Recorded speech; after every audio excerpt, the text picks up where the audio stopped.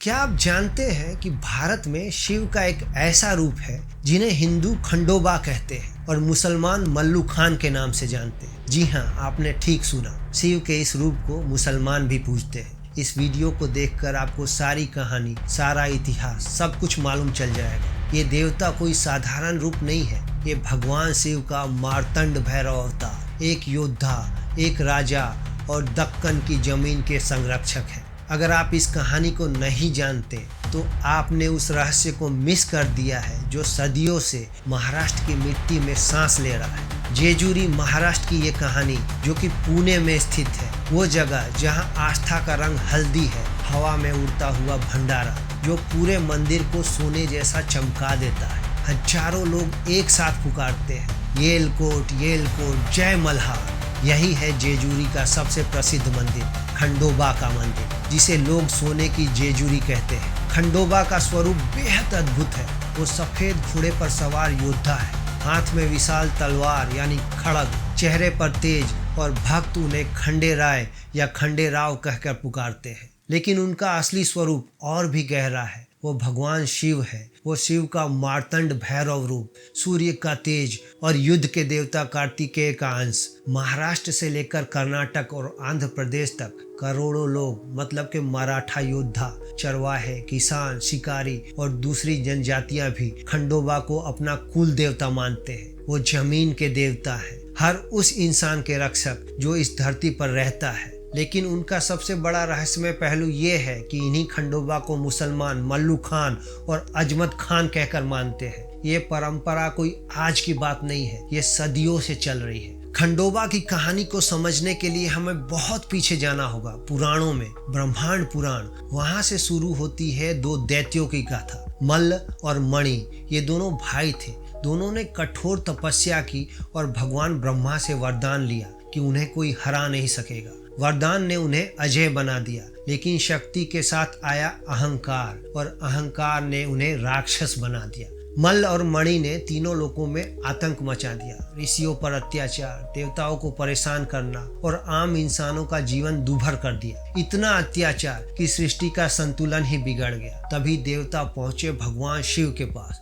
सातों ऋषि, सप्तऋषि और तमाम देवता, और सबने एक ही गुहार लगाई, हमें बचाइए। और तब हुई वो चीज जब शिव ने अपना सबसे उग्र रूप धारण किया, मार्तंड भैरव। उनका पूरा शरीर हल्दी में लिपटा हुआ, सूर्य की तरह चमकता हुआ, माथे पर तीसरा नेत्र और अर्धचंद्र। यही रूप कहलाया खंडोबा, यानी शिव का योद्धा का अवतार। वो नंदी पर सवार हुए, देवताओं की सेना का नेतृत्व किया और युद्ध के मैदान की ओर निकल पड़े। मल्ल और मणि के बीच भीषण युद्ध शुरू हुआ। ये युद्ध लगातार 6 दिनों तक चला, कार्तिक महीने की अमावस्या से लेकर मार्गशीर्ष के 6ठे दिन तक। आज भी इस दिन को लोग चंपा षष्ठी के रूप में मनाते हैं, जो खंडोबा की पूजा का सबसे महत्वपूर्ण दिन है। 6 दिन तक धरती कांपी, देव और दानव आमने सामने थे। अंत में विजय हुई खंडोबा की। लेकिन इस युद्ध का अंत सिर्फ विजय नहीं था, इसके साथ गहरे प्रतीक छिपे हैं, और इन्हीं प्रतीकों से जुड़ा है खंडोबा का स्वरूप। जब मणि युद्ध में हारा तो उसे अपनी गलती का एहसास हुआ। उसने खंडोबा से क्षमा मांगी, अपने सफेद घोड़े को अर्पित कर दिया और एक वरदान मांगा। उसने मांगा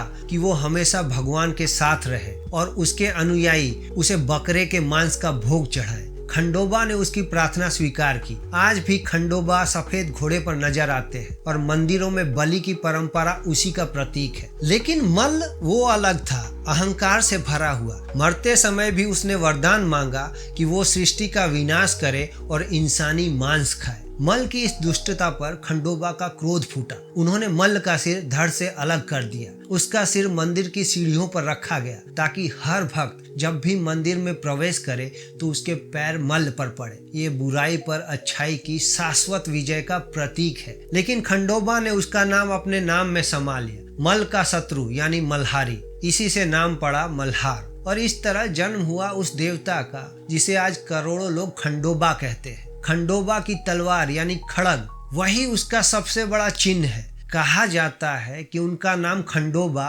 इसी खड़ग या खांडा से निकला है, और बा का मतलब है पिता, यानी खड़ग धारण करने वाले पिता। ये तलवार सिर्फ एक हथियार नहीं, बल्कि न्याय, भक्तों की रक्षा और उनके शाही अधिकार का प्रतीक है। जेजुरी मंदिर में दशहरे के दिन भक्त अपने दांतों से 42 किलो की भारी तलवार उठाते हैं। ये दृश्य आज भी खंडोबा की शक्ति और उनके प्रति अटूट आस्था का प्रतीक है। अब बात करते हैं दो चीजों की, घोड़े की और कुत्ते की, जो खंडोबा से जुड़े हैं। मणिदैत्य के द्वारा समर्पित सफेद घोड़ा ये दिखाता है कि जीती हुई शक्ति भी देवता की सेवा में लग सकती है। और इसके साथ ही साथ एक कुत्ता भी खंडोबा के हर चित्रण में नजर आता है। ये सीधे सीधे उनके भैरव रूप से जुड़ा है, क्योंकि भैरव का वाहन कुत्ता है। वैदिक परंपरा में कभी कभी कुत्ते को अशुद्ध माना गया, लेकिन भैरव और तांत्रिक परंपरा में यही कुत्ता दिव्यता का प्रतीक है। ये खंडोबा के उग्र,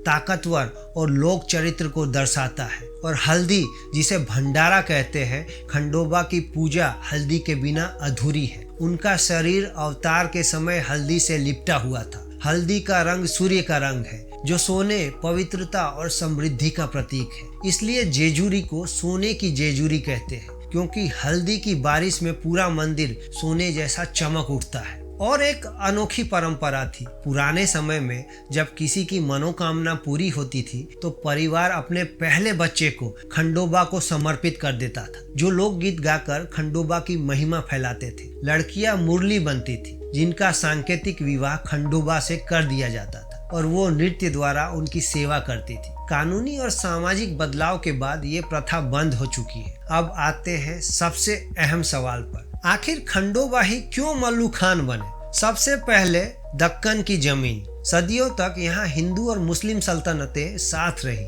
लड़ी भी और एक दूसरे से सांस्कृतिक आदान प्रदान भी किया। खंडोबा मूल रूप से लोक देवता थे, जो इस जमीन और इसके लोगों से जुड़े थे। ऐसे देवता हर समुदाय को अपनी छतरी में जगह देते हैं। यही वजह है कि मुसलमानों ने भी खंडोबा को अपनाया अपने नाम से, मल्लू खान। भाषाई सबूत भी यही बताते हैं। तेलंगाना में उन्हें मल्लना और कर्नाटक में मैलार या मल्हारी कहा गया, और यही धीरे धीरे बदलकर मल्लू खान बना। खान उस दौर में शक्ति और सम्मान की उपाधि था। इतिहास में भी इसका प्रमाण मिलता है। मल्हारी महात्म्य और 1821 में लिखे गए मार्तंड विजय में साफ लिखा है कि खंडोबा के भक्तों में मुसलमान भी शामिल थे, जो उन्हें मल्लू का पठान या मल्लू खान कहकर पुकारते थे। श्री गुरुलिंग, जंगम, विभूत रुद्राक्ष, भूषण सदाशिव, शंकर, शंभु, महादेव, महारुद्र, मल्लूस खान। ध्यान दीजिए,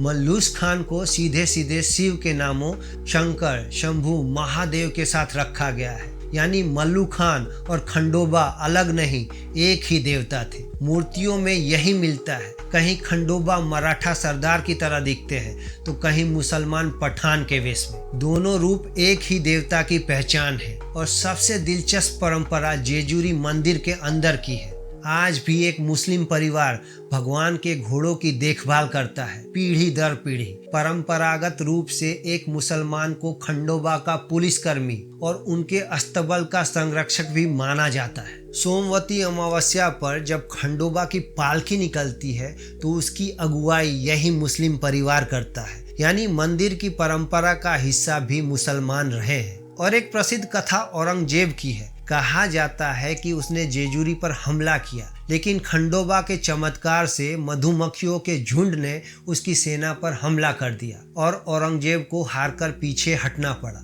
उसी शक्ति से प्रभावित होकर औरंगजेब ने खंडोबा को नाम दिया अजमत खान और मंदिर में हीरा भेंट किया। ये कहानी बताती है कि खंडोबा की महिमा को दुश्मन भी नकार नहीं सके। तो ये है खंडोबा की कहानी। भगवान शिव का मार्तंड भैरव रूप, सूर्य का तेज, एक लोकनायक, एक राजा और मुसलमानों के लिए मल्लू खान। मतलब खंडोबा की पहचान कई परतों वाली है। वो शिव है, वो योद्धा है, वो सूर्य है और वो पीर भी है। यही कारण है कि उनकी महिमा आज भी उतनी ही गूंजती है। जेजुरी की हल्दी, सफेद घोड़ा, खड़ग और हर पुकार सब यही कहते हैं, येलकोट येलकोट, जय मल्हार। तो चलिए शिव के नाम के साथ इस एपिसोड को यहीं ख़त्म करते हैं और आपसे मिलते हैं किसी अगले वीडियो में ऐसी ही किसी जानकारी भरे टॉपिक के साथ। ओम नमः शिवाय।